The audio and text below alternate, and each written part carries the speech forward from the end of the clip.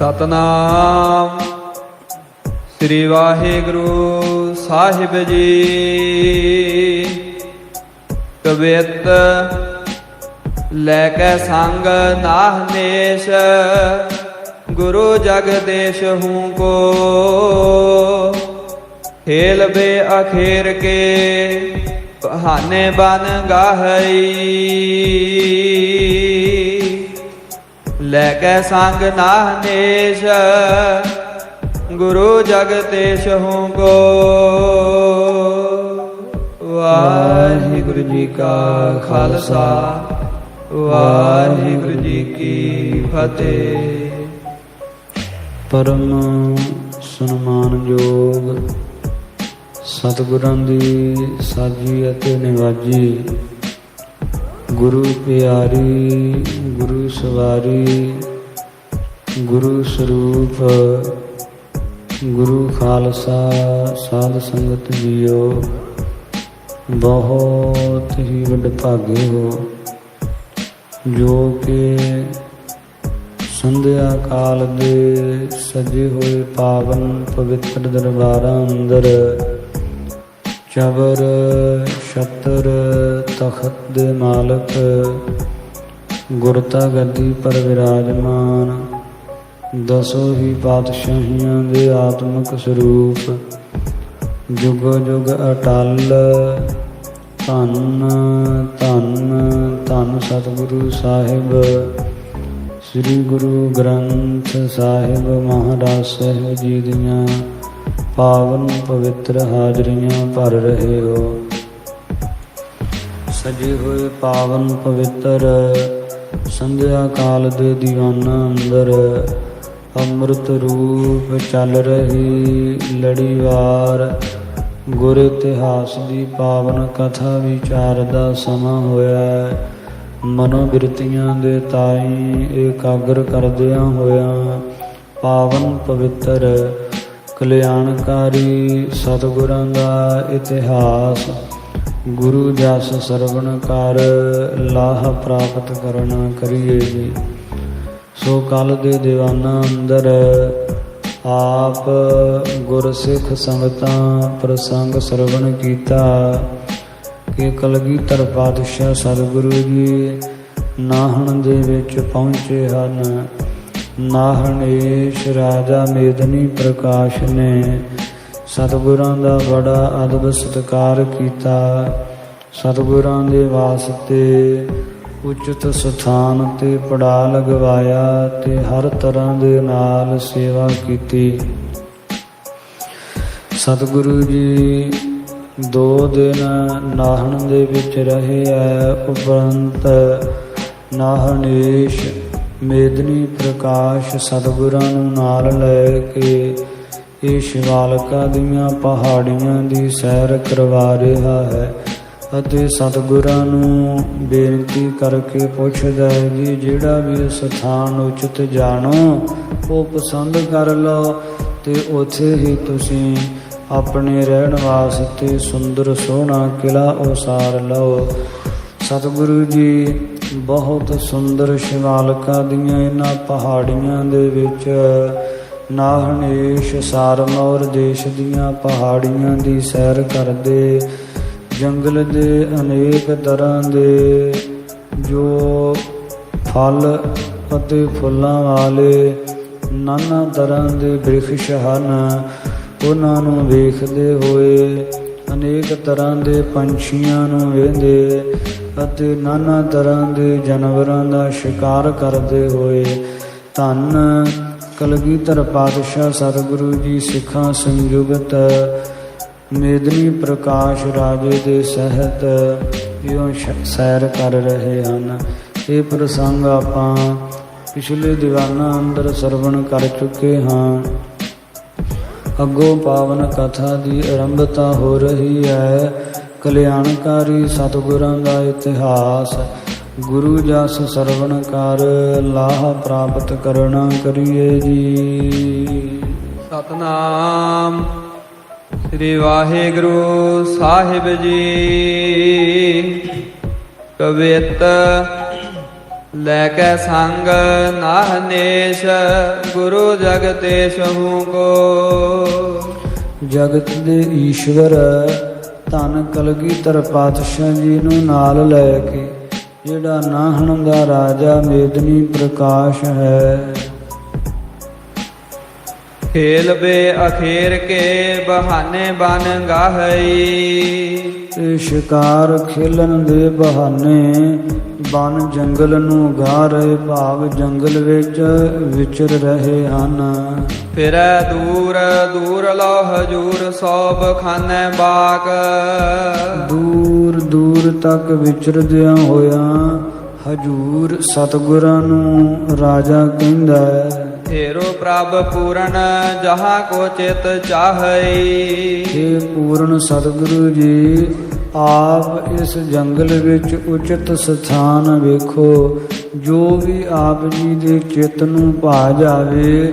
ਜਿੱਥੇ ਵੀ ਆਪ ਜੀ ਦੇ ਚਿੱਤ ਦੀ ਰੁਚੀ ਹੋਵੇ ਉੱਥੇ ਪੜਾ ਲਾ ਲਓ।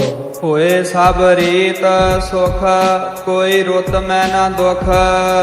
ਤੇ ਹਰ ਤਰ੍ਹਾਂ ਦੇ ਨਾਲ ਸੁਖ ਪ੍ਰਾਪਤ ਹੋਵੇਗਾ ਤੇ ਕਿਸੇ ਵੀ ਰੁੱਤ ਦੇ ਵਿੱਚ ਇੱਥੇ ਦੁੱਖ ਕਸ਼ਟ ਨਹੀਂ ਵਿਆਪੇਗਾ। ਤੀਜੈ ਫਰਮਾਏ ਮੁਖ ਇਹਾ ਨਿਰਵਾਹਈ। ਆਪ ਮੁਖੋਂ ਫਰਮਾਓ, ਕਹੋ ਕਿ ਇੱਥੇ ਸਾਡਾ ਨਿਰਵਾਹ ਹੋਣਾ, ਇਹ ਸਥਾਨ ਉਚਿਤ ਹੈ। ਆਪ ਮੁਖੋਂ ਕਹੋ ਇੱਕ ਵਾਰੀ। ਤਹਾਂ ਕਾਲ ਡੇਰਾ ਕਰੋ ਆਨੰਦ ਬਸੇਰਾ ਨਿਤ। ਉੱਥੇ ਨਿਤਾ ਪ੍ਰਤੀ ਹੀ ਆਪ ਡੇਰਾ ਪਾ ਕੇ ਆਨੰਦ ਪੂਰਵਕ ਵਸਣਾ ਕਰੋ, ਆਨੰਦ ਪੂਰਵਕ ਰਹਿਣਾ ਕਰੋ। ਨਗਰ ਬਡੇਰਾ ਬਣੈ ਆਪ ਜੋ ਉਮਾਹਈ। ਜੇ ਆਪ ਜੀ ਦੀ ਉਮਾਹਈ ਇੱਛਾ ਹੋਵੇ ਤੇ ਇੱਥੇ ਬਹੁਤ ਵੱਡਾ ਨਗਰ ਬਣ ਜਾਵੇਗਾ। ਊਚ ਨੀਚ ਥਾਨ ਫਿਰੇ ਗੁਰੂ ਭਗਵਾਨ ਬਹੁ। ਖਟ ਭਗਾ ਸੰਪੰਨ ਧੰਨ ਕਲਗੀਧਰ ਪਾਤਸ਼ਾਹ ਜੀ ਉੱਚੇ ਨੀਵੇਂ ਅਸਥਾਨ ਦੇ ਵਿੱਚ ਫਿਰਿਆ। ਇਹ ਸ਼ਿਵਾਲਕਾ ਦੀਆਂ ਪਹਾੜੀਆਂ ਵਿੱਚ ਵਿਚਰਿਆ। ਮਨ ਮੈਂ ਬਿਲੰਦ ਹੀ ਪਸੰਦ ਕੋ ਨਾ ਆਵਈ। ਪਰ ਸਤਿਗੁਰਾਂ ਦੇ ਮਨ ਨੂੰ ਕੋਈ ਬਹੁਤ ਜ਼ਿਆਦਾ ਪਸੰਦ ਇਹ ਇਲਾਕਾ ਹਰੇ ਆ ਨਹੀਂ ਰਿਹਾ। ਕੋਈ ਬਹੁਤ ਜ਼ਿਆਦਾ ਪਸੰਦ ਉਚਿਤ ਸਥਾਨ ਸਤਿਗੁਰਾਂ ਨੂੰ ਭਾ ਨਹੀਂ ਰਿਹਾ। ਵਿਚਰਤ ਗਏ ਰਾਮ ਜਮਨਾ ਪ੍ਰਵਾਹ ਜਹਾਂ। ਤੇ ਵਿਚਰਦਿਆਂ ਹੋਇਆਂ ਸਤਿਗੁਰੂ ਜੀ ਇਉਂ ਭ੍ਰਮਣ ਕਰਦਿਆਂ ਹੋਇਆਂ ਸਤਿਗੁਰੂ ਜੀ ਉੱਥੇ ਚਲੇ ਗਏ ਹੈ ਜਿੱਥੇ ਜਮਨਾ ਦਾ ਬੜਾ ਸੁੰਦਰ ਪ੍ਰਵਾਹ ਚੱਲਦਾ ਹੈ। ਹੀਰ ਹਰ ਖਾਨੇ ਨੀਰ ਅਦਕ ਸੁਹਾਵਈ। ਵੇਖ ਵੇਖ ਕੇ ਸਤਿਗੁਰੂ ਜੀ ਬੜੇ ਪ੍ਰਸੰਨ ਹੋਏ। ਨੀਰ ਅਦਕ ਸੁਹਾਵਈ, ਜਿੱਥੇ ਜਮਨਾ ਨਦੀ ਦਾ ਵਹਿੰਦਾ ਹੋਇਆ ਨੀਰ ਜਲ ਬਹੁਤ ਸ਼ੋਭਾ ਪਾ ਰਿਹਾ ਹੈ। ਦੀਰਘ ਜੋ ਦੂਨ ਤਾਕੀ ਦੁੱਤ ਕੋ ਚੌਨ ਕਰੈ। ਜਿਹੜੀ ਦੀਰਘ ਨਾਮ ਵੱਡੀ ਦੂਣ ਹੈ ਇਹ ਨਾਹਣ ਦੀ, ਇਸ ਦੀ ਦੁੱਤ ਨੂੰ ਚੌਨ ਕਰੈ। 4 ਗੁਣਾ ਅਧਿਕ ਸ਼ੋਭਾ ਸੰਯੁਕਤ ਕਰਦੀ ਹੈ ਜਮਨਾ। ਲੋਕਨ ਕੇ ਸੁਨ ਬਨ ਜਹਾਂ ਦ੍ਰਿਸ਼ਟਾਵਈ। ਲੋਕਨ ਤੇ ਸੂਨ, ਲੋਕਾਂ ਤੋਂ ਜੋ ਸੁਈਆਂ ਸਥਾਨ ਹੈ, ਭਾਵ ਜਿੱਥੇ ਲੋਕਾਂ ਦੀ ਆਵਾਜਾਈ ਨਹੀਂ ਹੈ, ਬੜਾ ਇਕਾਂਤ ਸਥਾਨ ਹੈ। ਤੇ ਜਹਾਂ ਦ੍ਰਿਸ਼ਟਾਵਈ, ਬਨ ਹੀ ਬਨ 4 ਚਫੇਰੇ, ਜੰਗਲ ਹੀ ਜੰਗਲ ਦਿਖਾਈ ਦਿੰਦਾ ਹੈ। ਸਭ ਜੀ ਕੇ ਹਾਰ ਹੈ ਕਿ ਸਭ ਜੀ ਬਹਾਰ ਹੈ। ਸਾਰਿਆਂ ਦੇ ਜੀ ਨੂੰ ਹਰ ਲੈਣ ਵਾਲਾ, ਮੋਹ ਲੈਣ ਵਾਲਾ ਇਹ ਸਥਾਨ ਹੈ। ਬੜੀ ਸਬਜ਼ੀ ਹਰਿਆਵਲਤਾ ਦੀ ਬਹਾਰ ਹੈ, ਸਭ ਪਾਸੇ ਹਰਿਆਵਲਤਾ ਛਾਈ ਹੈ। ਤੋ ਮੰਜਸ ਵਿਹਾਰ ਹੈ ਆਨੰਦ ਉਪਜਾਵਈ। ਇਹ ਮੰਜਸ ਵਿਹਾਰ ਹੈ। ਮੰਜਸ ਕਹੀਏ ਮਨ ਨੂੰ ਹਰ ਲੈਣ ਵਾਲਾ, ਅਰਥਾਤ ਮਨੋਹਰ, ਬੜੀ ਸੁੰਦਰ ਵਿਹਾਰ ਹੈ ਜਿੱਥੇ ਬਹਾਰ ਬਣੀ ਹੋਈ ਹੈ। ਤੇ ਉੱਥੇ ਵਿਚਰਦੇ ਹਨ ਸਤਿਗੁਰੂ ਤਥਾ ਗੁਰਸਿੱਖ ਤੇ ਆਨੰਦ ਉਪਜਾਵੇ। ਇਹ ਇਲਾਕਾ ਸੁਭਾਵਿਕ ਹੀ ਮਨ ਨੂੰ ਆਨੰਦ ਉਪਜਾਉਣ ਵਾਲਾ, ਮਨ ਨੂੰ ਆਨੰਦ ਦੇਣ ਵਾਲਾ ਤਥਾ ਮਨ ਵਿੱਚ ਆਨੰਦ ਨੂੰ ਪੈਦਾ ਕਰਨ ਵਾਲਾ ਹੈ। ਸੁਤਾ ਸਤ ਸਾਨ ਕੀ ਨਸਿਆ ਪਾਤ ਪਰਾਸ ਕੀ। ਸੁਤਾ ਸਪਤਾਸ ਕੀ, ਸਪਤਾਸ ਨਾਮ ਸੂਰਜ, ਸੂਰਜ ਦੀ ਸੁਤਾ ਪੁੱਤਰੀ ਜੋ ਨਸਈਆ ਪਾਪ ਰਾਸ ਕੀ, ਜੋ ਸਮੂਹ ਪਾਪਾਂ ਨੂੰ ਨਾਸ ਕਰਨ ਵਾਲੀ ਹੈ। ਦਵਈਆ ਮੋਖ ਦਾਸ ਕੀ ਲਖੈ ਜੋ ਨੇਮ ਜਮਨਾ।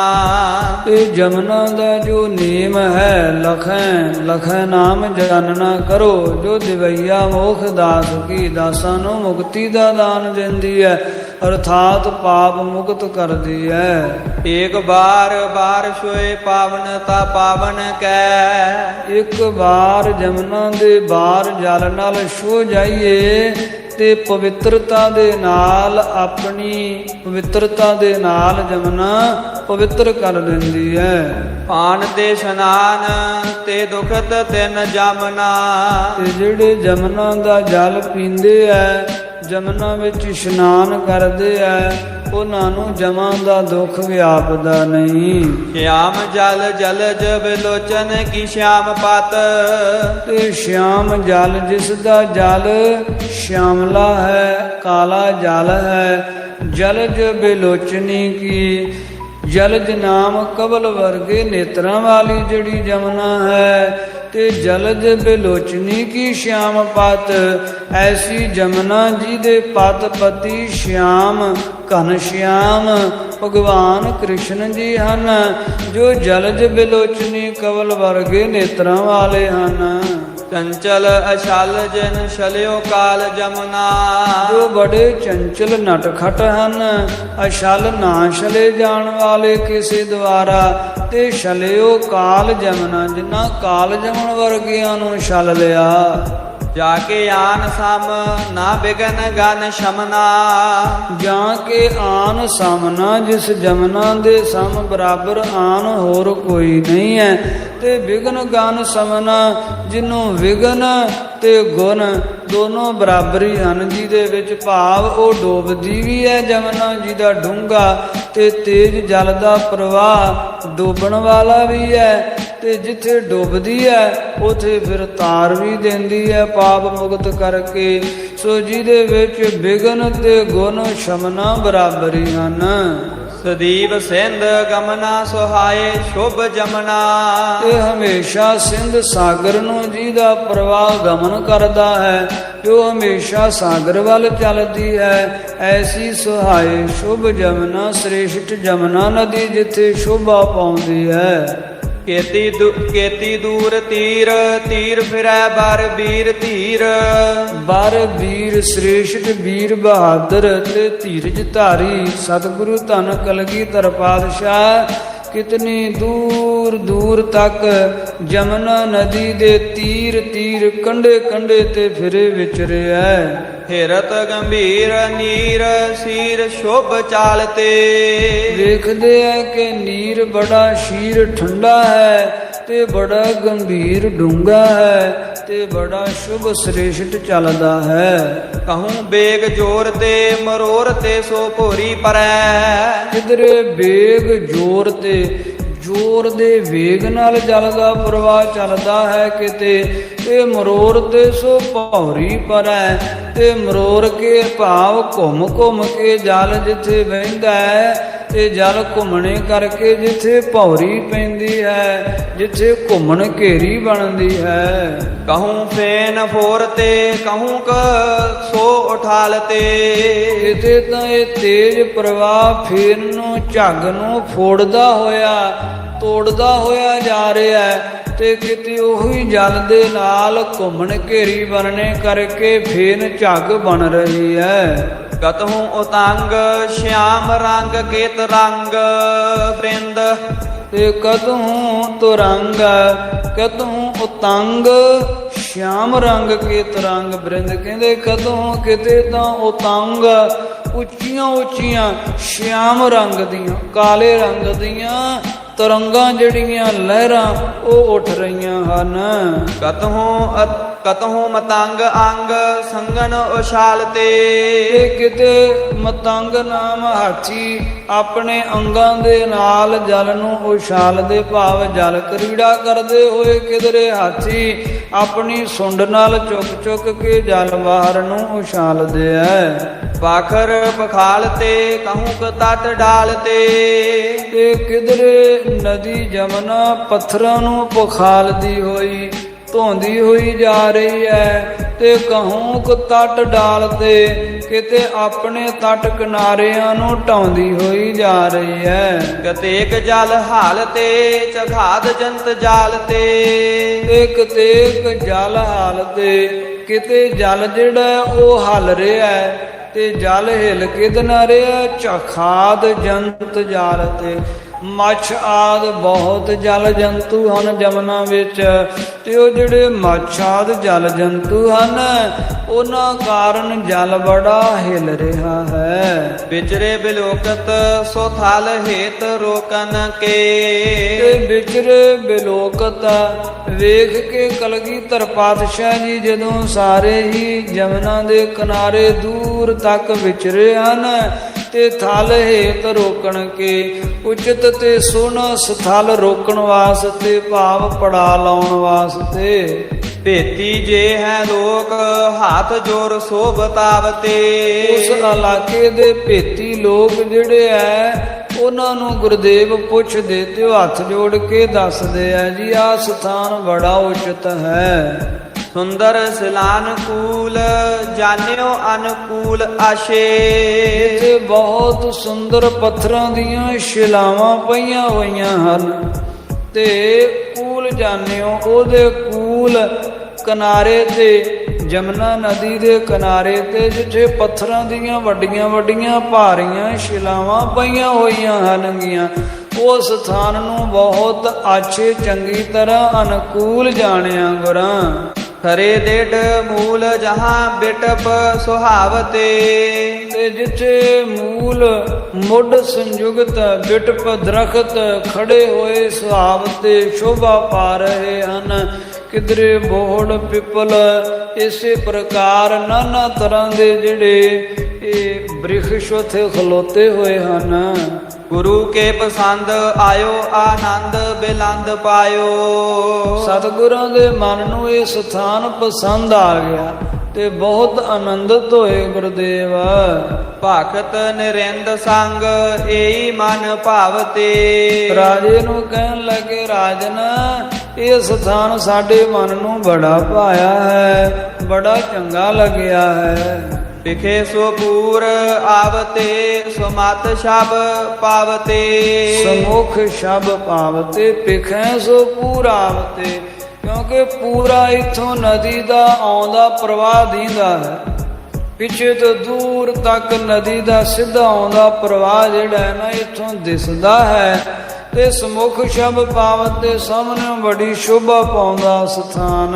ਹਿਰਦੇ ਕੋ ਹਰ ਖਾਵਤੇ ਸੋ ਬੇਗ ਜਲ ਜਾਵਤੇ। ਹਿਰਦੇ ਨੂੰ ਹਰ ਖਾਵਤੇ ਪ੍ਰਸੰਨਤਾ ਦੇਣ ਵਾਲਾ ਹੈ, ਤੇ ਬੇਗ ਜਲ ਜਾਵਤੇ ਬੜੀ ਰਫਤਾਰ ਨਾਲ ਇਥੋਂ ਦੀ ਜਲ ਜਾਂਦਾ ਹੈ। ਮੇਦਨੀ ਪ੍ਰਕਾਸ਼ ਕੋ ਸੁਨਾਏ ਨਿਜ ਬਾਸ ਕੋ। ਮੇਦਨੀ ਪ੍ਰਕਾਸ਼ ਰਾਜੇ ਨੂੰ ਸਤਿਗੁਰਾਂ ਨੇ ਇੱਥੇ ਅਸੀਂ ਨਿਵਾਸ ਕਰਾਂਗੇ ਇਹ ਸੁਣਾਇਆ ਹੈ। ਸੋ ਹੋਏ ਜਲ ਪਾਸ ਕੋ ਤਰੰਗ ਕੋਟ ਕਾਏ ਕੈ। ਤੇ ਸਤਿਗੁਰਾਂ ਕੇ ਇੱਥੇ ਪਾਸ ਕੋਲ ਜਲ ਵੀ ਹੈ, ਤੇ ਜਲ ਦੀ ਆਵਸ਼ਕਤਾ ਬਹੁਤ ਹੁੰਦੀ ਹੈ, ਜਿਸ ਕਾਰਨ ਇੱਥੋਂ ਇਸ਼ਨਾਨ ਪਾਨ ਕਰਨ ਨੂੰ, ਸਿੱਖਾਂ ਦੇ ਵਰਤਨ ਨੂੰ, ਘੋੜਿਆਂ ਵਾਸਤੇ ਹੋਰ ਨਾਨਾ ਤਰ੍ਹਾਂ ਨਾਲ ਜਲ ਦੀ ਇੱਥੋਂ ਕੋਈ ਘਾਟ ਨਹੀਂ ਰਹੇਗੀ, ਕਮੀ ਨਹੀਂ ਰਹੇਗੀ। ਇਸ ਵਾਸਤੇ ਸਥਾਨ ਬੜਾ ਉਚਿਤ ਹੈ, ਨਿਵੇਸ਼ ਹੇਤ ਉਤਰੇ। ਸੋ ਸਤਿਗੁਰਾਂ ਨੇ ਇਹ ਸਥਾਨ ਉਚਿਤ ਜਾਣ ਕੇ ਤੁਰੰਗ ਕੋ ਟਿਕਾਏ ਕੈ, ਘੋੜੇ ਨੂੰ ਟਿਕਾਇਆ ਹੈ, ਰੋਕਿਆ ਹੈ। ਢੇਰ ਤਰ ਮੂਲ ਕੋ ਸੋ ਜਮਨਾ ਕੇ ਕੂਲ ਕੋ।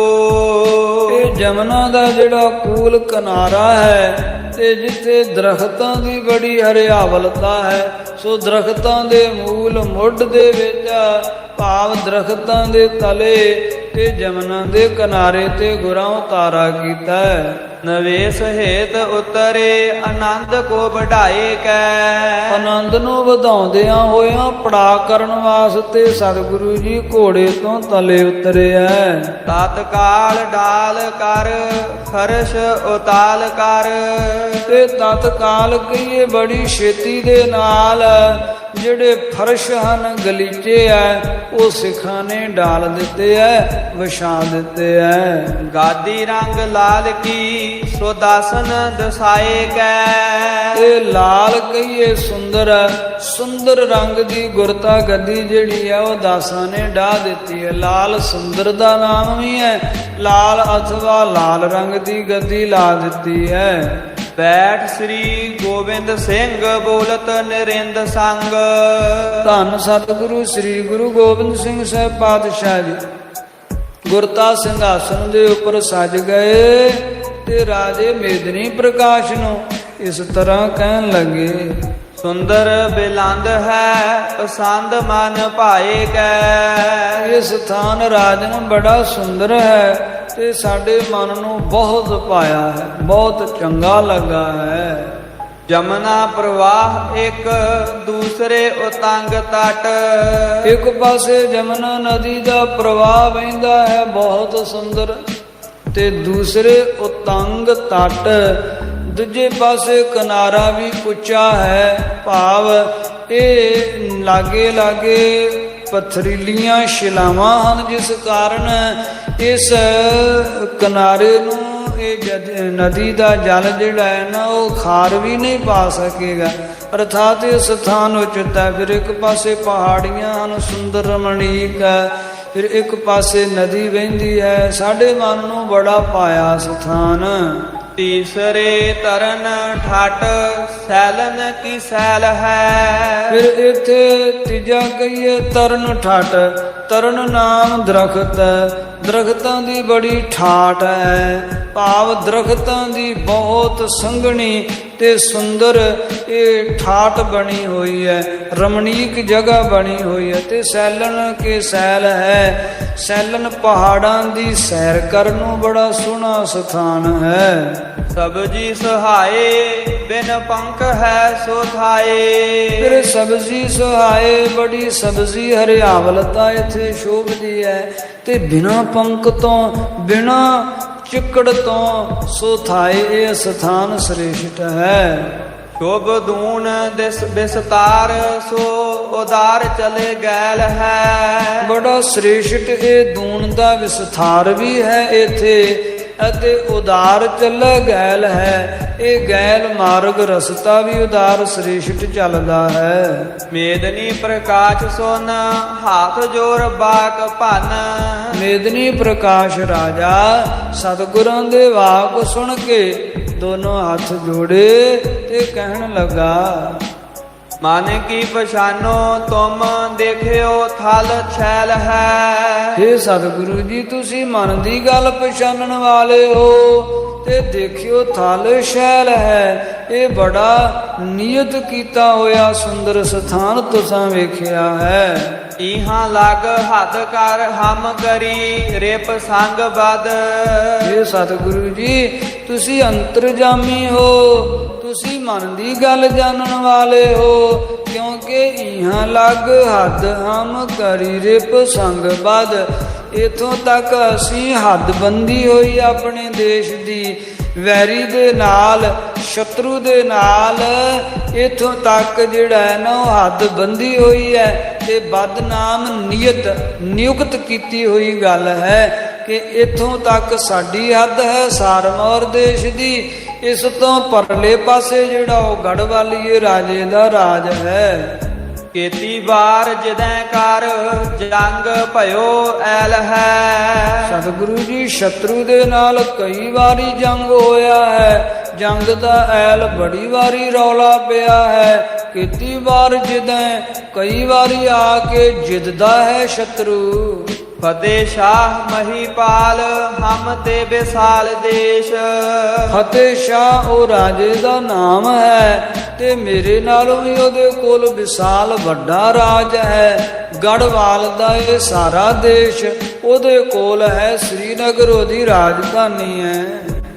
ਧਾਰਤ ਗਰੂਰ ਸੂਰ ਲੈ ਕੇ ਸੋ ਮਹਾਤ ਹੈ। ਬੜਾ ਗਰੂਰ ਹੈ ਉਹਦੇ ਮਨ ਵਿੱਚ, ਬੜਾ ਬਮਾਨੀ ਹੈ ਸਤਿਗੁਰੂ ਜੀ। ਫਤਿਹ ਸ਼ਾਹ ਰਾਜਾ ਤੇ ਸੂਰ ਲੈ ਕੇ ਸਮਹਾਤ, ਆਪਣੇ ਨਾਲ ਸੂਰਮੇ ਲੈ ਕੇ ਕਈ ਵਾਰੀ ਸਾਹਮਣੇ ਆਇਆ ਮੇਰੇ ਨਾਲ ਜੰਗ ਕਰਨ।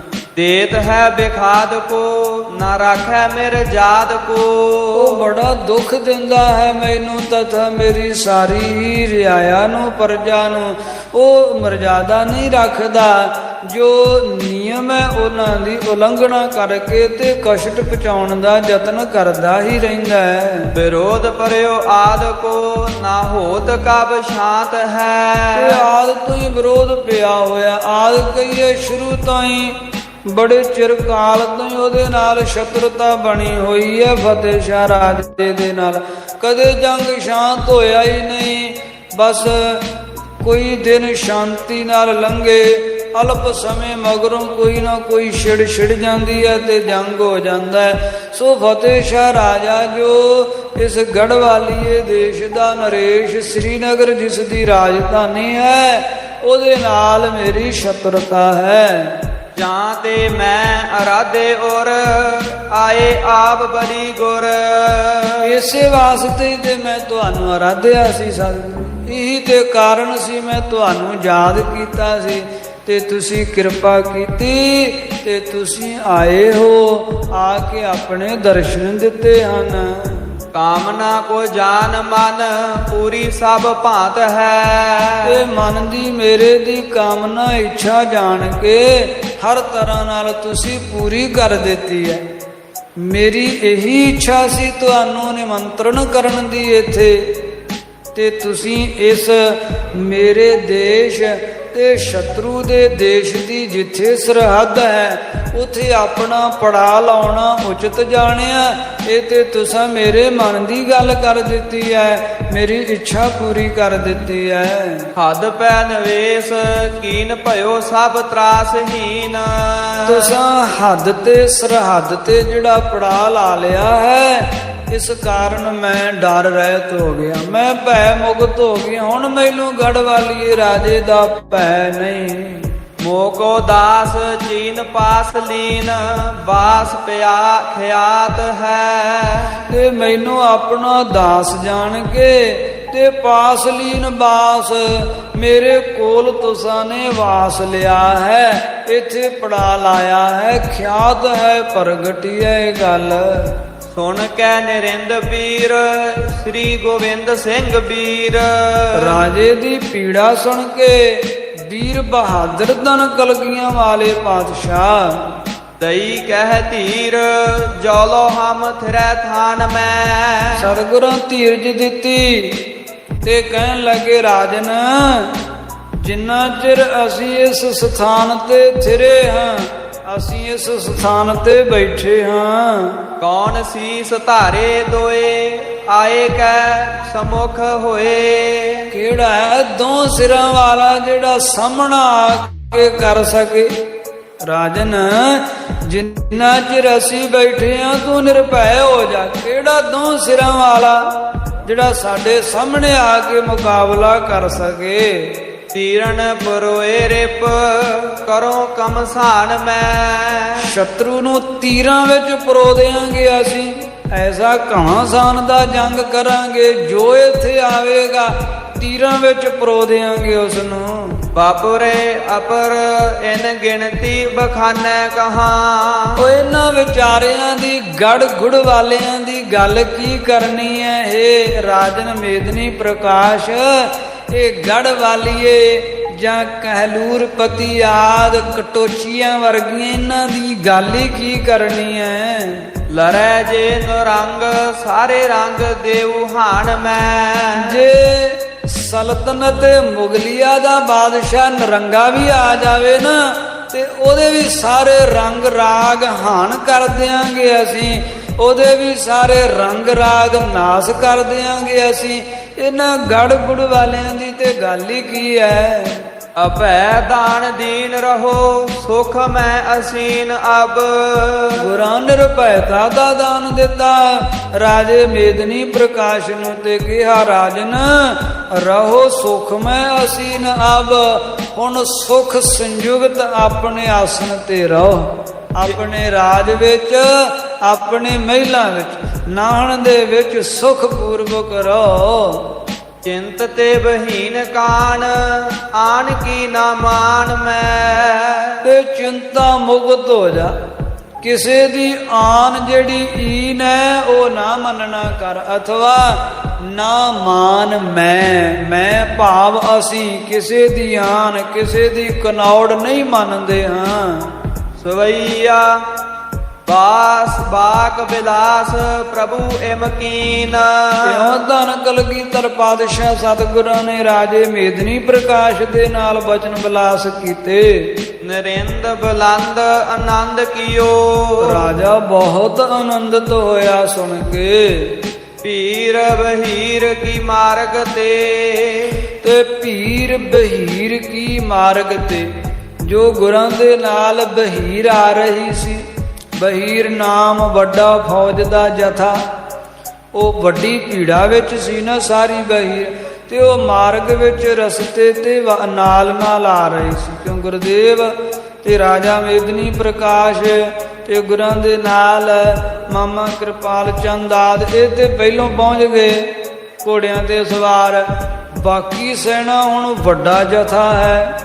ਸਤਿਗੁਰਾਂ ਨੇ ਨਾਲ ਗੱਡੇ ਰੇੜੇ ਵੀ ਖੜੇ ਹੋਏ ਹਨ, ਊਂਟ ਵੀ ਖੜੇ, ਹਾਥੀ ਵੀ ਖੜੇ ਹੋਏ ਹਨ ਅਨੰਦਪੁਰ ਸਾਹਿਬ ਨਗਰੀ ਤੋਂ। ਫਿਰ ਨਾਲ ਤੰਬੂ ਵੀ ਲੱਦੇ ਹੋਏ ਹਨ। ਸਾਰਾ ਪੜਾ ਦਾ ਸਾਜੋ ਸਮਾਨ ਹੈ, ਲਾਮੋ ਲਸ਼ਕਰ ਵੱਡੀ ਹੈ। ਸੋ ਸਾਰੇ ਹੌਲੀ ਹੌਲੀ ਆ ਰਹੇ ਸੀ ਮਗਰ ਮਗਰ। ਸਤਿਗੁਰੂ ਜੀ ਪਹਿਲੋਂ ਪਹੁੰਚ ਗਏ ਸੀ ਤੇ ਹੁਣ ਜਿੱਥੇ ਸਤਿਗੁਰਾਂ ਨੇ ਪੜਾ ਲਾਉਣ ਵਾਸਤੇ ਥਾਂ ਨਿਯੁਕਤ ਕੀਤਾ ਹੈ, ਮੇਦਨੀ ਪ੍ਰਕਾਸ਼ ਨਾਲ ਬਚਨ ਬਿਲਾਸ ਚੱਲ ਰਹੇ ਸਨਗੇ। ਰਾਜੇ ਨੂੰ ਨਿਰਭੈਤਾ ਦਾ ਦਾਨ ਸਤਿਗੁਰੂ ਜੀ ਦੇ ਰਹੇ ਸਨ। ਇਤਨੇ ਨੂੰ ਪੀਰ ਬਹੀਰ ਕੀ ਮਾਰਗ ਤੇ ਰਸਤੇ ਤੋਂ ਜਿਤਨੀ ਵੀ ਇਹ ਬਹੀਰ ਸੀ, ਇਹ ਭੀੜਾ ਸੀ ਰਸਤੇ ਵਿੱਚ ਆ ਰਹੀ। ਸਮੁਦਾਇ ਸਮਾਜ ਪਹੁੰਚ ਗਏ। ਉਹ ਸਾਰਾ ਸਮਾਜ, ਸਾਰੀ ਸਮਗਰੀ ਗੁਰੂ ਹਜ਼ੂਰੀ ਵਿੱਚ ਪਹੁੰਚ ਗਈ। ਕੀਨ ਨਵੇਸ਼ ਅਸ਼ੇਸ਼ ਹੀ ਸੈਨ। ਇਹ ਸਾਰੀ ਸੈਨਾ ਨੇ ਤਦੋਂ ਉੱਥੇ ਨਿਵੇਸ਼ ਕੀਤਾ, ਪੜਾ ਕੀਤਾ। ਤੁਰੰਗ ਕੋ ਬ੍ਰਿੰਦ ਲਗਾਏ ਦਿਓ। ਤੇ ਗੁਰਾਂ ਦੇ ਸੂਰਬੀਰ ਬਹਾਦਰਾਂ ਨੇ ਆਪਣੇ ਤੁਰੰਗ ਘੋੜੇ ਲਾ ਲਏ ਹਨ, ਆਪੋ ਆਪਣੇ ਥਾਂ ਮੱਲ ਲਏ। ਜਿਵੇਂ ਹੁਣ ਵੀ ਫੌਜਾਂ ਦੇ ਵਿੱਚ ਦਲਾਂ ਪੰਥਾਂ ਵਿੱਚ ਹੁੰਦਾ ਨਾ, ਜਿੱਥੇ ਪੜਾ ਲੱਗਦਾ ਤੇ ਨਿਹੰਗ ਸਿੰਘ ਫੌਜਾਂ ਘੋੜ ਸਵਾਰ ਸੂਰਮੇ ਬਸ ਸਭ ਤੋਂ ਪਹਿਲਾਂ ਘੋੜਾ ਲਾਉਣ ਨੂੰ ਥਾਂ ਲੱਭਣਾ ਉਚਿਤ, ਕਿ ਸਭ ਤੋਂ ਪਹਿਲਾਂ ਇਹ ਜਿਹੜਾ ਜਾਣ ਭਾਈ ਰਾਖੀ ਹੈ ਇਹਦਾ ਪੜਾ ਲੱਗ ਜੇ, ਫਿਰ ਆਪਣਾ ਪੜਾ ਲਾਉਣਾ, ਪਹਿਲੋਂ ਘੋੜੇ ਦਾ ਪੜਾ ਲਵਾਉਣਾ। ਇਸੇ ਹੀ ਤਰ੍ਹਾਂ ਸਤਿਗੁਰਾਂ ਦੀ ਹਜ਼ੂਰੀ ਵਿੱਚ ਜਦੋਂ ਸਾਰੀ ਫੌਜ ਪਹੁੰਚੀ ਹੈ ਤੇ ਸਭ ਤੋਂ ਪਹਿਲਾਂ ਸਿੱਖਾਂ ਨੇ ਆਪਣੇ ਜਿਹੜੇ ਤੁਰੰਗ ਹਨ, ਆਪਣੇ ਘੋੜੇ ਜਿਹੜੇ ਜਾਣ ਭਾਈ ਰਾਖੀ ਹੈ ਉਹਨਾਂ ਨੂੰ ਬੰਨ੍ਹਿਆ। ਆਪਣੇ ਆਪਣੇ ਥਾਨ ਸਭੀ। ਆਪੋ ਆਪਣੇ ਸਥਾਨਾਂ ਤੇ ਸਾਰਿਆਂ ਨੇ ਬੰਨ ਲਿਆ। ਤੇ ਜਿੱਥੇ ਫੌਜਾਂ ਬੰਨ ਲੈਂਦੀਆਂ ਘੋੜੇ ਉਹੋ ਹੀ ਥਾਂ ਇਹਨਾਂ ਦਾ ਹੋ ਜਾਂਦਾ। ਹਨੇ ਪਾਤਸ਼ਾਹੀ ਜੀ ਦਿੱਤੀ ਸਤਿਗੁਰਾਂ ਨੇ। ਤੇ ਜਿੱਥੇ ਪੜਾ ਲੱਗ ਗਿਆ ਉਹੋ ਹੀ ਦੇਸ਼ ਹੈ। ਤੇ ਜਿਸ ਘੋੜੇ ਦੀ ਕਾਠੀ ਤੇ ਸਵਾਰ ਹੈ ਉਹੀ ਤਖਤ ਹੈ ਤੇ ਉਸੇ ਤਖਤ ਦੇ ਉੱਤੇ ਰਾਜ ਕਰਦੇ। ਹਨੇ ਪਾਤਸ਼ਾਹੀ ਸਤਿਗੁਰਾਂ ਨੂੰ ਦਿੱਤੀ ਹੋਈ। ਹਨਾ ਕਹਿੰਦੇ ਕਾਠੀ ਦਾ ਮੂਰਲਾ ਹਿੱਸਾ ਜਿਹੜਾ ਹੁੰਦਾ ਨਾ ਉਹਨੂੰ ਹੰਨਾ ਕਹਿੰਦੇ ਆ। ਤੇ ਕਾਠੀ ਜਿਹੜੀ ਆ ਉਹੋ ਹੀ ਤਖਤ ਹੈ ਤੇ ਜਿੱਥੇ ਘੋੜਾ ਬੰਨ ਲਿਆ ਉਹੀ ਇਹਨਾਂ ਦਾ ਦੇਸ਼ ਹੈ। ਇਸ ਤਰ੍ਹਾਂ ਨੇ ਪਾਤਸ਼ਾਹੀ ਵਾਲੇ ਗੁਰੂ ਕੇ ਸਿੱਖ ਜਿਹੜੇ ਹਨ ਇਹਨਾਂ ਨੇ ਪੜਾ ਲਾ ਲਿਆ ਹੈ ਤੇ ਆਪਣੇ ਆਪਣੇ ਥਾਨ ਸਭੀ ਆਪੋ ਆਪਣੇ ਸਥਾਨਾਂ ਤੇ ਘੋੜੇ ਬੰਨ ਲਏ। ਅਵੇ ਲੋਕ ਕੁਸ਼ਾਂਦ ਕੋ ਰੋਕ ਲਿਓ। ਤੇ ਕੁਸ਼ਾਂਦ ਖੁੱਲਾ ਥਾਂ ਵੇਖ ਕੇ ਰੋਕ ਲਿਆ ਹੈ। ਖੁੱਲਾ ਥਾਂ ਨਾ ਉੱਥੇ ਜੰਗਲ ਦੇ ਵਿੱਚ, ਤੇ ਫਿਰ ਘੋੜਾ ਲਾਉਣ ਵਾਸਤੇ ਇਹਨਾਂ ਨੂੰ ਥਾਂ ਵੀ ਖੁੱਲਾ ਹੀ ਚਾਹੀਦਾ ਹੁੰਦਾ। ਥੋੜੇ ਜਿਹੇ ਥਾਂ 'ਚ ਘੋੜਾ ਵੀ ਲਾਉਂਦੇ ਕੋਈ ਨਹੀਂ। ਘੋੜਾ ਲਾਉਣਾ ਲਾਗੇ ਆਪਣਾ ਵੀ ਜਿਹੜਾ ਆਸਣ ਲਾ ਲੈਣਾ, ਤੰਬੂ ਲਾ ਲੈਣਾ। ਖੁੱਲਾ ਥਾਂ ਚਾਹੀਦਾ ਫੌਜਾਂ ਨੂੰ ਪੜਾ ਲਾਉਣ ਵਾਸਤੇ। ਸੋ ਖੁੱਲਾ ਥਾਂ ਜੰਗਲ ਵਿੱਚ ਵੇਖਿਆ ਤੇ ਦੂਰ ਤੱਕ ਗੁਰਾਂ ਦੇ ਸਿੰਘਾਂ ਦੀਆਂ ਛਾਉਣੀਆਂ ਲੱਗ ਗਈਆਂ, ਦੂਰ ਤੱਕ ਸਿੰਘਾਂ ਦੇ ਤੰਬੂ ਲੱਗ ਗਏ, ਪੜਾ ਲੱਗ ਗਏ। ਇਸ ਤਰ੍ਹਾਂ ਧੰਨ ਕਲਗੀਧਰ ਪਾਤਸ਼ਾਹ ਸਤਿਗੁਰਾਂ ਨੇ ਜਮਨਾ ਨਦੀ ਦੇ ਕਿਨਾਰੇ ਤੇ, ਜਿੱਥੇ ਸਾਧ ਸੰਗਤ ਅੱਜ ਸ੍ਰੀ ਪਾਉਂਟਾ ਸਾਹਿਬ ਸਥਾਨ ਬਿਦਤ ਹੈ, ਪ੍ਰਗਟ ਹੈ, ਉੱਥੇ ਧੰਨ ਕਲਗੀਧਰ ਪਾਤਸ਼ਾਹ ਸਤਿਗੁਰਾਂ ਨੇ ਪੜਾ ਲਾ ਲਿਆ। ਸੋ ਸਾਧ ਸੰਗਤ ਕਥਾ ਵਿਚਾਰ ਦੀ ਸਮਾਪਤੀ ਕਰਦੇ ਹਾਂ। ਤੋ ਸ਼ੁੱਧੀ ਦਾਸਾਂ ਦੇ ਸੁਭਾਵਕ ਅਨੇਕ ਪ੍ਰਕਾਰ ਦੀਆਂ ਗਲਤੀਆਂ ਹੋ ਗਈਆਂ। ਸਾਧ ਸੰਗਤ ਬਖਸ਼ਣ ਯੋਗ ਹੈ, ਕਿਰਪਾ ਕਰਕੇ ਬਖਸ਼ ਲੈਣਾ। ਧੰਨ ਗੁਰੂ ਸ੍ਰੀ ਗੁਰੂ ਗੋਬਿੰਦ ਸਿੰਘ ਸਾਹਿਬ ਜੀ ਸ੍ਰੇਸ਼ਟ ਮਤ ਦੇਣ ਵਾਲੇ ਹਨ। ਅੱਗੇ ਵਾਸਤੇ ਸੁਧ ਕਥਾ ਵਿਚਾਰ ਕਰਨ ਦੀ ਬੁੱਧੀ ਬਖਸ਼ਣ, ਨਾਲ ਹੀ ਆਪ ਸੰਗਤਾਂ ਦੇ ਹਿਰਦੇ ਅੰਦਰ ਗਿਆਤ ਹੋਵੇ। ਸਾਧ ਸੰਗਤ ਅੱਜ ਜੇਠ ਸੁਦੀ ਚੌਥ ਵਾਲਾ ਦਿਨ ਆਇਆ ਹੈ। 1663 ਬਿਕਰਮੀ ਸੰਮਤ ਤੇ 1605 ਈਸਵੀ। ਜੇਠ ਸੁਦੀ ਚੌਥ ਵਾਲੇ ਦਿਨ ਸ਼ਹੀਦਾਂ ਦੇ ਸਰਤਾਜ ਬਾਣੀ ਕੀ ਬੋਹਿਥਾ ਸਰੂਪ ਧੰਨ ਗੁਰੂ ਸਤਿਗੁਰੂ ਸ੍ਰੀ ਗੁਰੂ ਅਰਜਨ ਦੇਵ ਮਹਾਰਾਜ ਸਾਹਿਬ ਜੀ ਆਪਣੇ ਧਰਮ ਦੇ ਵਿੱਚ ਪ੍ਰਪੱਕਤਾ ਪੂਰਵਕ ਚੱਲਦਿਆਂ ਹੋਇਆਂ ਤੇ ਜਹਾਂਗੀਰ ਅਤੇ ਚੰਦੂ ਦੁਆਰਾ ਦਿੱਤੇ ਗਏ ਅਨੇਕਾਂ ਹੀ ਤਸੀਹਿਆਂ ਨੂੰ ਸਹਾਰਦਿਆਂ ਹੋਇਆਂ ਆਪਣੇ ਤਨ ਦੇ ਉੱਪਰ ਇਹਨਾਂ ਦੁਸ਼ਟਾਂ ਵੱਲੋਂ ਢਾਏ ਜਾ ਰਹੇ ਤਸ਼ੱਦਦਾਂ ਨੂੰ ਸਹਾਰਦਿਆਂ ਹੋਇਆਂ ਭਾਣਾ ਮੰਨ ਕੇ ਤੇ ਸਤਿਗੁਰੂ ਜੀ ਇਹ ਬਚਨ ਕਰਦੇ ਰਹੇ, ਤੇਰਾ ਭਾਣਾ ਮੀਠਾ ਲਾਗੈ ਹਰ ਨਾਮ ਪਦਾਰਥ ਨਾਨਕ ਮੰਗੈ। ਸਤਿਗੁਰੂ ਜੀ ਭਾਣੇ ਨੂੰ ਪ੍ਰਸੰਨਤਾ ਪੂਰਵਕ ਸਵੀਕਾਰ ਕਰਦਿਆਂ ਅੱਜ ਦੇ ਦਿਨ ਰਾਵੀ ਨਦੀ ਦੇ ਕਿਨਾਰੇ ਤੇ ਇਸ਼ਨਾਨ ਕਰ ਸ੍ਰੀ ਜਪਜੀ ਸਾਹਿਬ ਜੀ ਦੀ ਗੁਰਬਾਣੀ ਦਾ ਜਾਪ ਕਰਕੇ ਆਪਣੇ ਪਰਮ ਧਾਮ ਸੱਚਖੰਡ ਨੂੰ ਪਿਆਨਾ ਕਰ ਗਏ।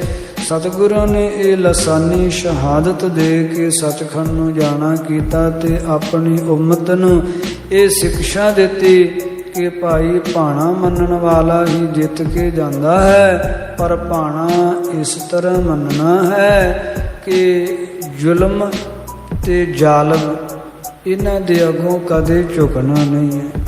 ਚਾਹੇ ਸੀਸ ਵੀ ਕਿਉਂ ਨਾ ਕਤਲ ਕਰਵਾਉਣਾ ਪੈ ਜਾਵੇ, ਆਪਣੇ ਧਰਮ ਦੇ ਵਿੱਚ ਪਰਪੱਕਤਾ ਪੂਰਵਕ ਚੱਲਦਿਆਂ ਹੋਇਆਂ ਜ਼ੁਲਮ ਤੇ ਜ਼ੁਲਮੀ ਦਾ ਮੁਕਾਬਲਾ ਕਰਨਾ ਹੈ, ਨਾ ਕਿ ਉਹਦੇ ਅੱਗੋਂ ਝੁਕ ਜਾਣਾ ਹੈ।